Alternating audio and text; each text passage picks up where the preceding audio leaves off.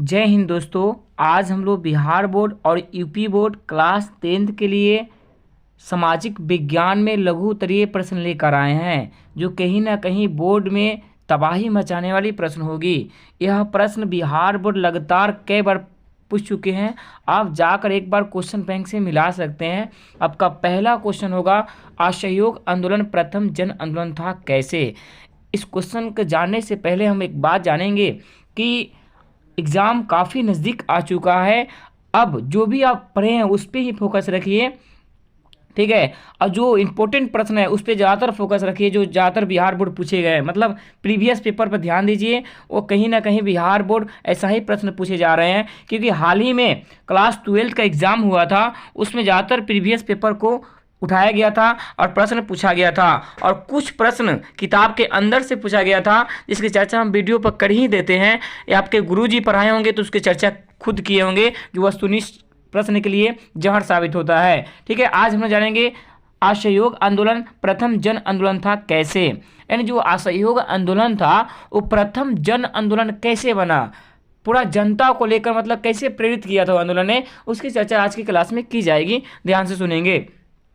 उत्तर, असहयोग आंदोलन के पृष्ठभूमि में रलेट एक्ट, जलियांवाला बाग हत्याकांड, खिलाफत आंदोलन जैसे मुद्दे को लेकर महात्मा गांधी जनवरी 1921 को असहयोग आंदोलन की शुरुआत की, जिसका मुख्य उद्देश्य था स्वराज की प्राप्ति करना, जिसमें कई जाति धर्म के लोग शामिल थे।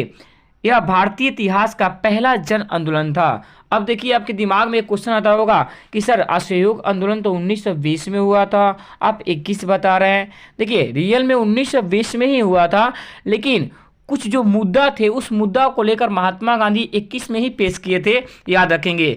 ऐसे में 1920 में ही असहयोग आंदोलन चालू हुआ था, ठीक है। और इसका उद्देश्य क्या था? स्वराज की प्राप्ति करना। यह भारतीय इतिहास का पहला जन आंदोलन था, ठीक है। इसमें प्रत्येक जाति प्रत्येक धर्म के लोग भाग लिए थे। देश तो 1920 में ही आज़ाद हो जाता, लेकिन इस असहयोग आंदोलन को रोकने का तत्कालीन कारण आया चौरी चौरा कांड 5 फरवरी 1922, याद रखेंगे। क्वेश्चन नंबर दूसरा है, चंपारण सत्याग्रह क्या है। यह प्रश्न बिहार बोर्ड क्लास 12th में इतिहास में आपके 7 तारीख के पेपर में पूछ दिया है, चंपारण सत्याग्रह क्यों हुआ था।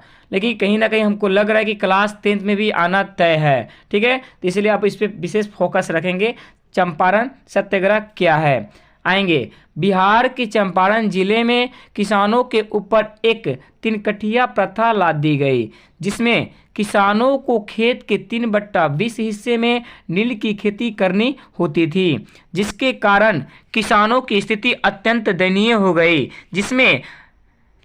जिसमें राजकुमार शुक्ला के द्वारा महात्मा गांधी को आमंत्रित किए। तब महात्मा गांधी सन 1917 में इसका विरोध किए और चंपारण सत्याग्रह की शुरुआत हुई। देखा जाए तो बिहार में एक चंपारण जिला पड़ता है, जहाँ पे किसानों के ऊपर एक 3 प्रथा लाद दी गई थी, जिसे किसान को अपने खेत के 3/20 हिस्से पर नील की खेती करनी पड़ती थी। वह खेत बंजर हो जाता था। इस तौर पर उनकी स्थिति दिन पर दिन दयनीय होती जा रही थी।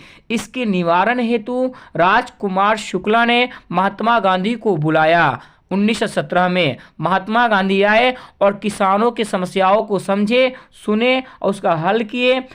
इस तौर पे इसी को चंपारण सत्याग्रह कहा जाता है। अब इसका पूरा इतिहास जानेंगे तो इसके पहले वीडियो में चर्चा किया गया होगा पूरा इसका इतिहास, कि महात्मा गांधी को जिला अधिकारी ने चंपारण छोड़ने का आदेश भी दिया था। महात्मा गांधी नहीं भी गए तो उनको गिरफ्तार भी किया गया था। उसके लिए स्टेटरी कमीशन का गठन चंपारण एग्रीगेशन कमेटी का गठन भी किया गया था, जिसका अध्यक्ष खुद महात्मा गांधी थे।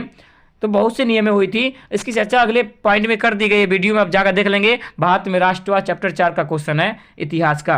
क्वेश्चन नंबर 3 जानेंगे, आर्थिक संकट से आप क्या समझते हैं।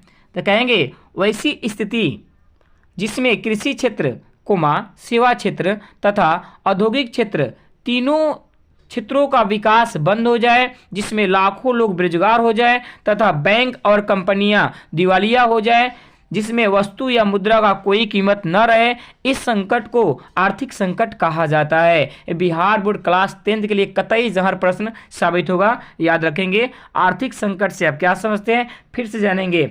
वैसी स्थिति जिसमें कृषि क्षेत्र, सेवा क्षेत्र तथा औद्योगिक क्षेत्र तीनों क्षेत्रों का विकास बंद हो जाए, जिसमें लाखों लोग बेरोजगार हो जाएं तथा बैंक और कंपनियां दिवालिया हो जाए, जिसमें वस्तु और मुद्रा का कोई कीमत न रहे, इस संकट को आर्थिक संकट कहा जाता है। यानी देश को चलाने के लिए 3 चीज होता है, primary sector, secondary sector, tertiary sector. प्राथमिक क्षेत्र को कृषि क्षेत्र कहा जाता है, द्वितीय क्षेत्र को औद्योगिक क्षेत्र कहा जाता है और तृतीय क्षेत्र को सेवा क्षेत्र कहा जाता है, जिसे सर्विस सेक्टर भी कहते हैं। ये रहेगा तभी देश की आप अनुमान लगा सकते हैं, देश की अर्थव्यवस्था बना सकते हैं। क्वेश्चन नंबर 4 जानेंगे, मानव अधिकार क्या है। सीधे कहेंगे मानव अधिकार हमारे देश की राष्ट्रीय स्तर पर एक उच्चतम संस्था है जो मानवीय अधिकारों को रक्षा एवं उससे संबंधित सुरक्षा प्रदान करता है।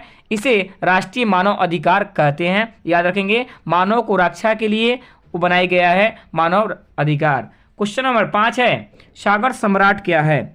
सागर सम्राट एक जहाज का नाम है जो जापान से मंगवाया गया था। महाराष्ट्र की राजधानी मुंबई तट से 176 किलोमीटर दूर पर बना यह एक मंच है। यह पानी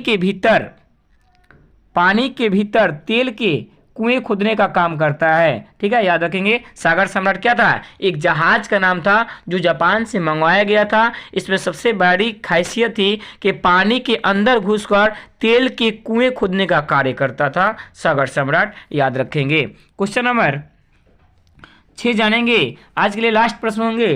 कोयले के विभिन्न प्रकार का नाम लिखे। तो कोयले के 4 प्रकार होते हैं। यहाँ पे गलती से लिखा गया कोयला का निम्न 3 प्रकार होते हैं। जी नहीं, कोयले के 4 प्रकार होते हैं। इसका ट्रिक भी होता है ए बेले पीले। पहला होता है एंथ्रासाइट, जिसमें कार्बन की मात्रा 90% से अधिक होती है। इसे उच्च कोटि का कोयला भी कहा जाता है, ये भी बात याद रहेंगे। दूसरा होता है बिटुमिनस, इसमें कार्बन की मात्रा 90 से कम होती है, ठीक है। बिटुमिनस जो कोयला होता है उसको एंथ्रासाइट में बदला जा सकता है। उसके बाद लिग्नाइट होता है तीसरा, और चौथा पीट होता है, जो सबसे घटिया कोयला होता है पीट। ये बात याद रखेंगे। यह प्रश्न कहीं ना कहीं बिहार बोर्ड में तबाही मचाएगा, एक बार जरूर देखें। और प्लीज़ यह वीडियो अच्छा लगे तो सब्सक्राइब और शेयर करें और लाइक करें, ताकि अगला वीडियो आपके पास पहले पहुंचे। यह प्रश्न रियल कह रहे हैं भैया, एकदम छपेगा, ठीक है। धन्यवाद। जय हिंद, जय भारत। कहीं डाल डाल पे सोने की चिड़िया करती है बसेरा, ओ भारत देश है।